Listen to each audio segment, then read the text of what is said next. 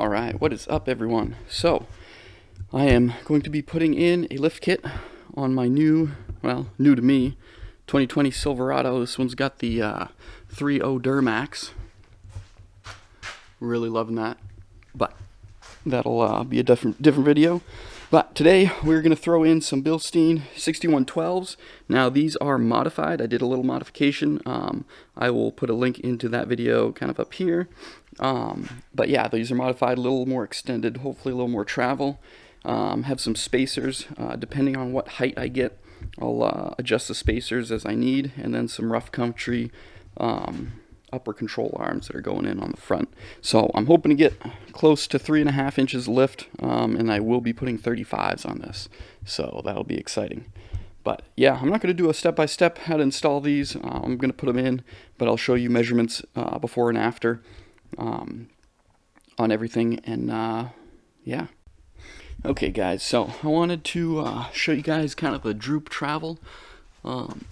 We have the sway bar disconnected. We have the new control arm in. I don't have it tightened up or anything, but it is hitting the droop stop. And the CV axle is at a good angle, but I don't think it's binding. Let me see if I can. Yeah, it's not binding. So I can still turn it. There's no binding there. Definitely not at the best angle, but if this is the droop travel, I think that's okay. Eventually I will be getting new CV axles. I'll probably get the extended, I forget what the brand is, but they have an extended range where instead of a three ball joint up here, it's a 8-ball joint, and then they have the shaft that can extend. So I'll probably be upgrading to those at some point. But yeah, I think I'm gonna get rid of this bump stop or droop stop. I'll cut that out. See, because this ball joint's not at a bad angle. What I could do is maybe try and bend this down just a little bit. So I still have a droop stop, but it will be a little lower. And I think the lower ball joint is actually not at a bad angle. Hopefully you can see that there. I mean, it's probably at its most. But I'm going to take a measurement here, see how far it goes down, and then it will be top of the fender to the middle of the hub. I'm going to take a measurement here. I did a measurement before with the sway bar connected. Now it's disconnected on both sides, so I want to see how much that droops down. So I'll take those measurements, and at the end of the video I'll kind of go over everything, see what all the different measurements are. But yeah, we're making headway. Alright, so here is a comparison of the old versus the new. You can definitely tell the size difference here is massive. So that's pretty cool. Definitely a lot longer. I'm going to take a measurement as well, but it looks like 1.5 inches, maybe 2 inches longer. I kind of have them at the same spot here. So it's going to droop down a little further, a little more extension. And I did put this at the top notch. I did get the I think the Trail Boss version, so it only has 3 notches. I put it at the top notch, but remember in my other video, I do have a spacer. So as you can see here, there's a difference. That center shaft, this one pokes through a lot more than this one. So this one, there's a lot more shaft that's able to a little more usable travel. So I'm hoping this compresses more and it just has more range of motion. So we'll definitely be testing that out. But yeah, I'm excited. This is going to be hopefully a big upgrade to the suspension and just the ride. Alright guys, so here is the deal. I measured out, I have a 3/8 inch spacer on the top here. So I measured out this is 24 inches long with the spacer. And I have this set up here with the upper control arm. I did take off the bump stop, and right now it's at 24 inches from the top to there. So this is going to be what the suspension looks like at full droop.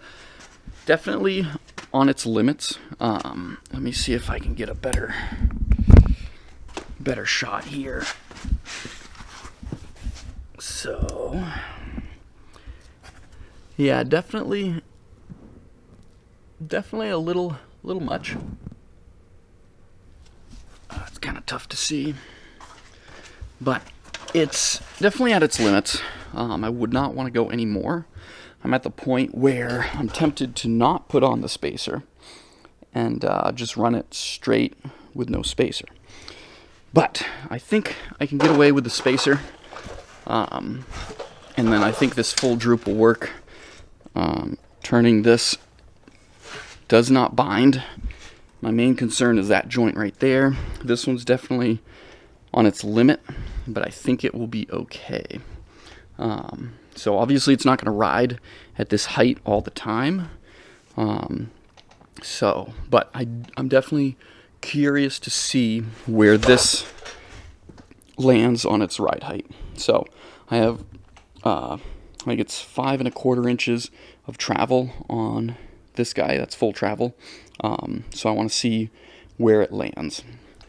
It's 29 and a half inches to center hub to the fender, where stock, I believe it's 25 3/4. With the sway bar disconnected, it's 26 1/4. So you gain about 1/2 inch droop travel disconnecting the sway bar. But then on the stock system, it touches, I believe the limiting factor is the upper control arm. I believe that's there. This is at full droop, sway bar disconnected.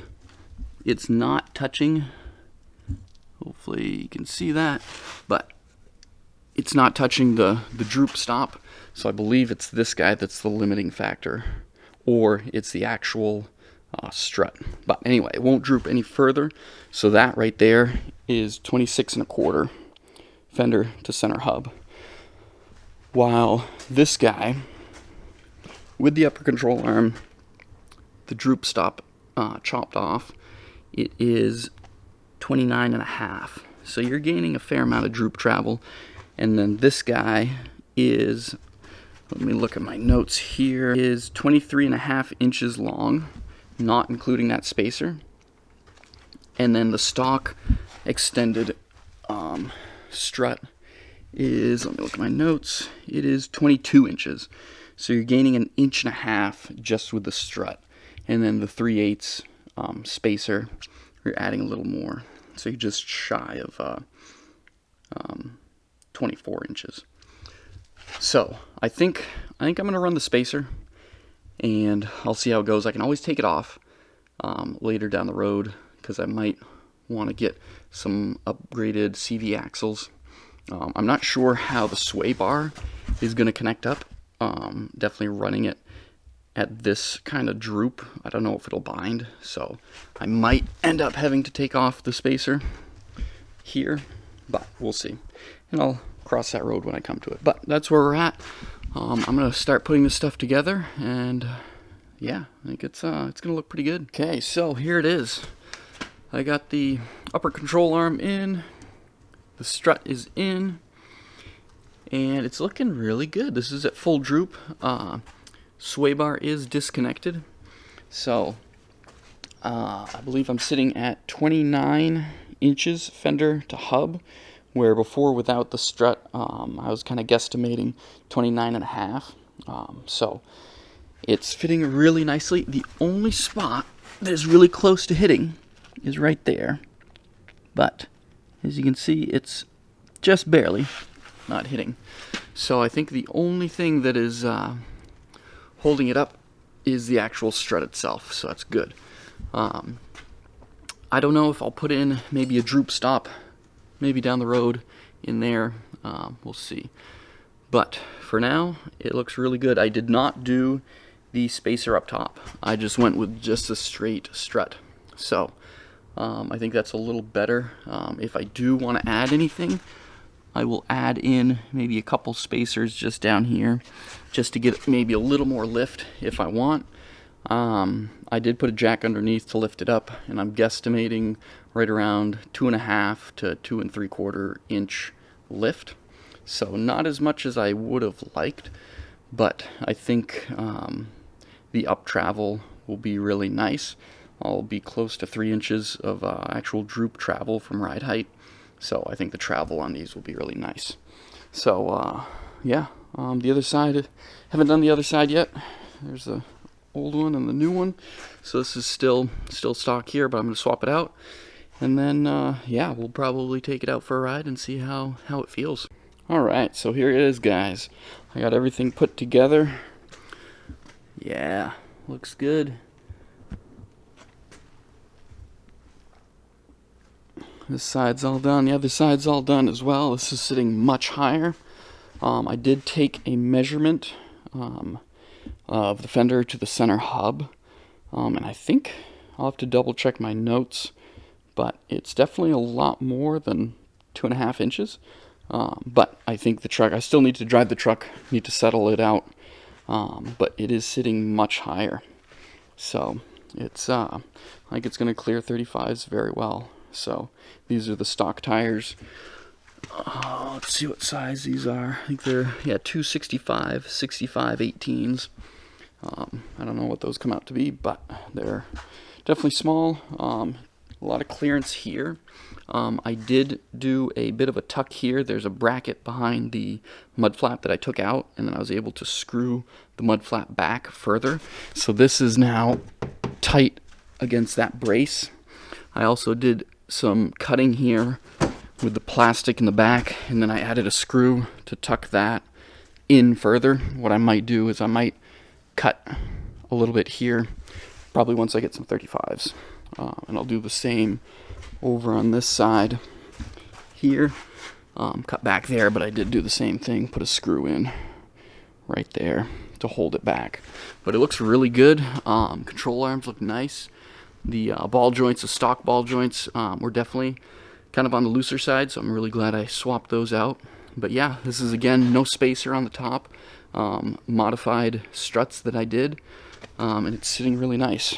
Obviously the back is very low, so it's kind of pointed up, but I do have add leaves and a 1-inch block to go in the back to hopefully give it some rake, or if not, level it out. So, but yeah, it's sitting really nice. I'll give you guys some measurements. Okay guys, so I just did some measurements. The fender to the center of the hub is 25 3/4. Stock was 21.5, so that's a 4.4 1/4 inch lift from stock. Seems a bit much.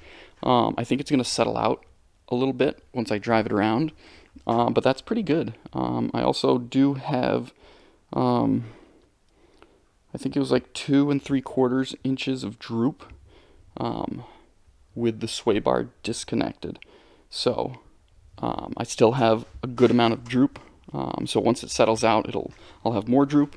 So that'll be nice. I'm looking forward to driving this around and getting a feel for it. But I'm excited. So I'll have a different video for you guys once I drive it around. And then probably another one for the back when I install the rear suspension as well. And I got 5100s for the back as well. So that's all I have for today, and I'll let you know how it goes. But thanks for watching.